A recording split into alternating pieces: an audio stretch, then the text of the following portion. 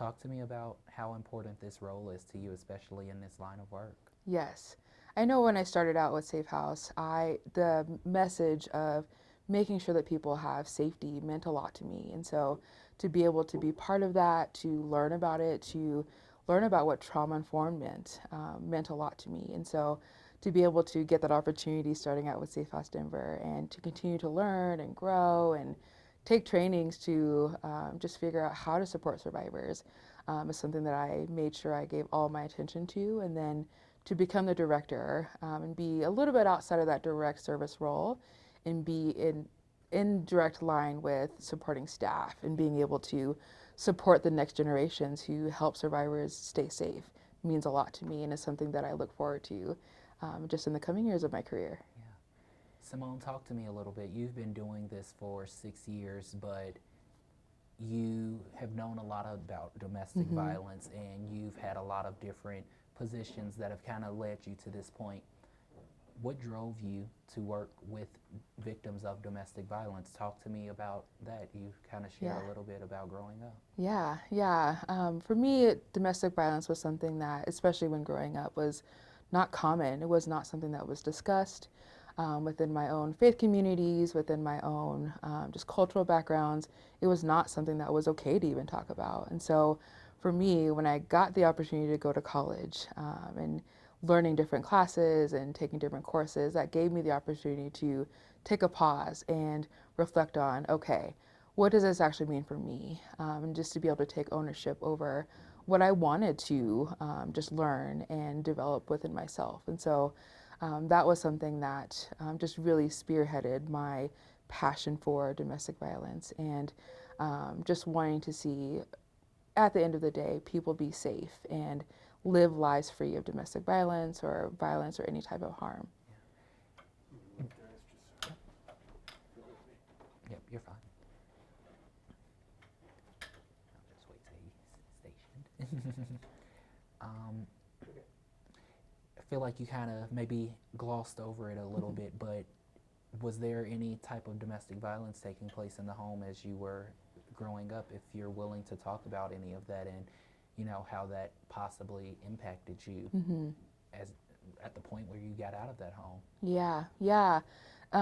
I grew up in a home where domestic violence did take place, and a lot of it was connected to power and control, like we know domestic violence occurs within, specifically around military and just that elevated element of power and control. And so for me, just not having words, and I didn't have words until I was a lot older, experienced it in the home when I was a toddler, was able to get out of that situation due to my mom being able to leave that situation. And when I think about my why behind the work, it is centered around if I were in that situation again, or if I have a loved one that's experiencing that, I would want an advocate who is well informed and supportive to help me be safe. How's your mom doing now? She's fantastic. Yes. Good. We left that situation when my brother and I were toddlers, maybe 3, 5, and remarried. We have a beautiful life, all because someone stepped in and said, you know what, this isn't okay. It's not okay for you to be treated that way. And let us help you. Let us step in. Let us come alongside you and support you in that process of being safe. But even at that young age, you knew that there was a problem in your Yes. family. How did that, if you even remember, Mm-hmm. how did that impact you at such a young age, whether you were able to hear it or physically witness it? Mm-hmm. Yeah, so for me, I was able to unfortunately hear it most of the time. That's what I remember most often. And so, what I remember, and I don't remember specific incidents or arguments or things like that, but I do recall being afraid, certain sounds startling me very easily, being afraid to be separated from my mom. And that's often, unfortunately, something that's very common for children who've experienced domestic violence in the home. And so I remember that and remember a lot of middle school being stomach aches and headaches and not really having language to grasp my head and my emotions and my heart around what I actually had gone through. And so it wasn't until college when I had gone through just those different courses to know like, hey, wait, let me actually take a step back and talk about what I went through. And thankfully at that point, my mom was at a place to just be open and transparent and support me through that journey. As a child, did you ever feel like you didn't have the resources or have the outlet or opportunity to speak to anyone? Because I tell you about my series, Those Left Behind. These are kids who are going to experience what you experienced, possibly even worse, since they are now living life without their parents. Yeah. Talk to me about that, you know, when it comes down to really providing children or even adolescents, teens, young men, young women with those resources when they may not be the victim, but they're still impacted by this crime. Right, right. Yes, I think one of the heartbreaking realities of domestic violence is that, yeah, there are often resources available for the adults in those situations. And sometimes agencies have the capacity to take on children survivors. And one of the challenges is that when a child is young, they may not have the language to fully express what's going on for them. And one of the things that I commonly see in the residential side is just a lot of behavioral concerns around maybe just kids who don't want to engage in school, who don't want to go to school at all. But then we also see from the direct opposite side is when children's overengaged. And so it might be that child who is an A+ student and they're at every pep assembly, they're at every event, where they might be coping with whatever's coming up at home. And so being able to just provide that safe space, that empathy, that compassion for children when they're going through situations because we may not know what's happening at home. Simone, many people talk about the rise in domestic violence throughout the pandemic, especially over the last 2 years. You all are working with these victims on a daily basis as advocates. If you are willing to say, you know, you just transitioned into this role, but you were just working with these victims a few months ago. Yeah.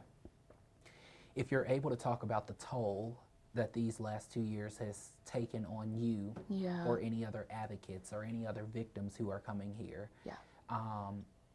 And, you know, if you're willing to talk about what are some of the biggest crimes that you all have seen with domestic violence, whether that's the abuse, verbal, physical, before it reaches a point where someone is losing their life. Yeah. I think one of the biggest things that I really noticed with the pandemic was, and it was shocking to me at first, at the height of the pandemic, we didn't see a lot of calls come through. And I think that might be attributed to the fact that abusers were at home, where a lot of people were working remote. And so it was not safe for survivors to reach out. Kids were at home full time. And so we often saw a lot of times where doctors' offices were calling, dentist offices were calling, places like that. We've seen hairstylists call where they're accessing those maybe mundane tasks throughout their lives and not able to call themselves because of just how unsafe the situation is. I know on our crisis line, the lethality of cases have increased. I can't count how many times a day I hear about a survivor experiencing strangulation. And that is something that is absolutely heartbreaking. And the fact that not only are domestic violence having to live with abusers, live their daily lives with them, parent with them, but the fact that they're having to be at home with these abusive people because of the pandemic. And granted, the pandemic was unprecedented for everyone, and there was not a lot of answers as to how to cope with it, how to navigate it. But the pandemic has definitely made trying to get safe more challenging for survivors. How has this made, how has it affected you all? You all are taking on a lot of this as you are still trying to help people get out of these different situations, regardless of what the situation may be. How do you all keep going? Yes. I think one of the things that really just grounds me in the work is remembering my why. So remembering my little child self, remembering my mom who experienced it, remembering aunts. And within my work within direct services, remembering those cases that stand out to me because I know that every single person matters. And I think that is something that grounds me in the work and centers me in my purpose. And just hearing stories day in and day out, seeing the face of children day in and day out, hearing challenges within navigating legal systems or family systems, just hearing all those things and supporting survivors when interacting with all those different systems. Those are all things that do pay a toll. And so we do see compassion fatigue come up. We see vicarious trauma come up. And so those are all things that as the management team and as coworkers, we continue to strive to just support our coworkers in the best way that we can. Yeah. If you can, you know, if you can talk to me about Safe House and who Safe House is for. Yeah. You know, people may watch this story, people may be looking at this trying to exactly figure out some of the resources and different things that may be available to them. Talk to me about what you all do here and who is welcomed. Yeah. Yeah. So Safe House Denver provides both residential and non-residential advocacy-based counseling services for survivors of domestic violence. That doesn't have to be that you are the direct survivor of that situation. It can be family, it can be pastors, it can be friends. All of our services are available, and our advocates are ready to help support people who are either supporting a survivor or navigating domestic violence themselves. Do you find that there need to be more resources available, or do you find Safe House or other organizations locally struggling when it comes to helping some of these victims of domestic violence? And if there's more that you all need, what if you could request it right now, what would it be? Yes, I think there is always one of the biggest things is awareness. That will always be my message. Being aware of domestic violence, being aware of how power and control shows up for people, just making yourselves aware of the impacts of domestic violence on children, on animals, on survivors. Those are all different areas that are really important as parents, as friends, as brothers, as sisters, just across the gamut. Being able to be in community with people means being able to be aware of different situations that might arise. And so that awareness piece is especially important. And then being able to participate in donations. And so whether that's in-kind donations, monetary donations, from the 50-cent donations all the way up to the highest amount that someone can give. Those are all things that we, especially as a nonprofit, we live on. I know oftentimes there are just specific times during the year where we get all the donations that we operate on for the entire following year. And so those are things that are always helpful from our community, and just that support and just that community hand as far as being able to continue to press our mission forward and support survivors. Simone, if there's any message that you would like to give to people who may be in this situation right now, families who may be looking for the signs but can't pinpoint it or may not know how to approach it, what would it be? Yeah. I think my message to especially those supporting survivors is be a heart for that person. Show up with empathy, show up with kindness, show up with compassion, because sometimes it's not safe for a survivor to tell what's going on for them, what's happening at home. And even for children, it may not be safe for them to tell a teacher, to tell a friend what's happening at home. And so being able to provide that meal for them, provide that extra set of clothing, provide that safe place for them to land when they do get to a place where it's safe for them to leave. What would be your message to victims in situations right now and to the children who are left behind in these situations? Yeah. I think my message to especially the children who've been left behind is there's healing. And although the devastating impacts of losing a loved one to domestic violence are real and they're there, there's healing in that. And you will get to a place where there's empowerment in your story, there's empowerment in your journey. And even if it's not today or tomorrow or next year, you can within yourself find those small moments of love, support, and empowerment for yourself.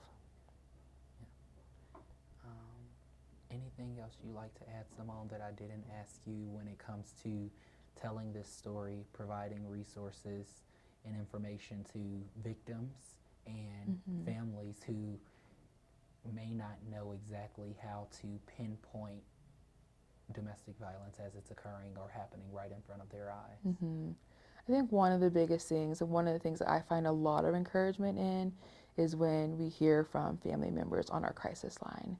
Because those are the times where it's like, I don't know exactly what's happening, but here's my concern. Being able to talk with an advocate about that, that's one of the best ways to just get information, get different resources for that person so that you can then go back to that survivor in a safe space and provide those resources for them. Really fast for you, what fills you up in this role, whether that was your previous role or what you do right now? What makes you go home at the end of the day to say, this is why I do this? Yeah, I think back to the very first case that I had as an advocate, and just to hear from those survivors who are now teenagers, who stayed in our shelters when they were when they were toddlers.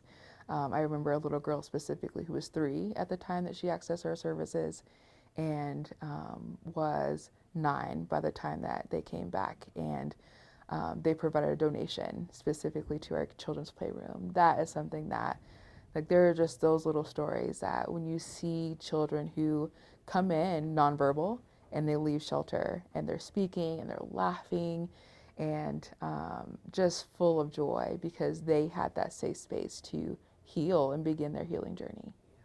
Simone, really fast also, if you can speak to some of the services and resources, I believe you all have like the shelter and you all have educational resources, you all have resources for kids. If you're able to maybe list some of those things off really fast, just so people know what all you all provide as well, because I know I spoke to some other advocates and they specifically said, hey, we often sometimes go to places that don't have beds, but they easily say Safe House is another place, they have them, they'll provide them to people if they do.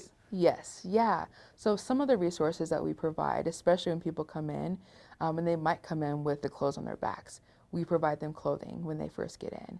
We provide them bedding, and that's something that many people are like, I didn't even think to grab bedding when I left. They don't have to worry about that.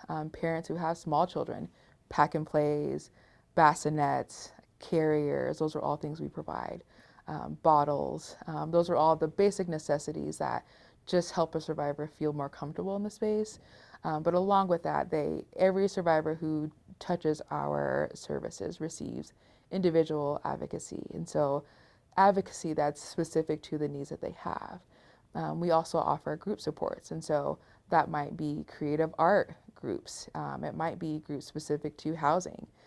It might be groups specific to financial empowerment. And so we do our best to cater our groups and services exactly to the survivors that we're seeing within our services. And so whether it's group support, individual support, community support, we access lots of different community agencies to make our services robust. So literally welcoming them with open arms. Yes, yeah.